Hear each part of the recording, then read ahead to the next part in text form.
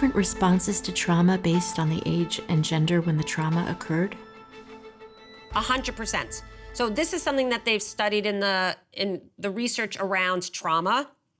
Clearly, the younger you are when you experience a trauma, the more concern there is for long-lasting symptoms of a variety of nature.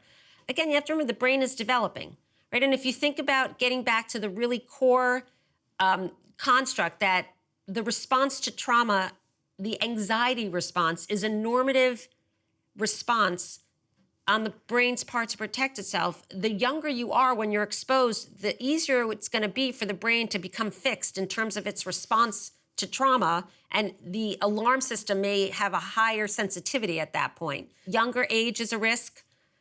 Female gender, females have a more likelihood of developing long-term symptoms to exposure on trauma. Pre-existing other mental illnesses, comorbidities like substance abuse. The brain is a single entity. If there's an assault on the brain in another part because of something else that's going on, it's going to increase the sensitivity of the brain to the trauma response. Oh, and I would say also genetics, right? I'm sure you know people who've experienced tzara after tzara, and yet they seem to be preternaturally capable of smiling and coping in a way that doesn't seem normal, so to speak. I mean, it seems beyond. And then there are some people who seem to have very low thresholds, that even lower level stressors, things, for example, that we wouldn't necessarily consider trauma by technical definitions, that they experience as that traumatic and they develop symptoms from it.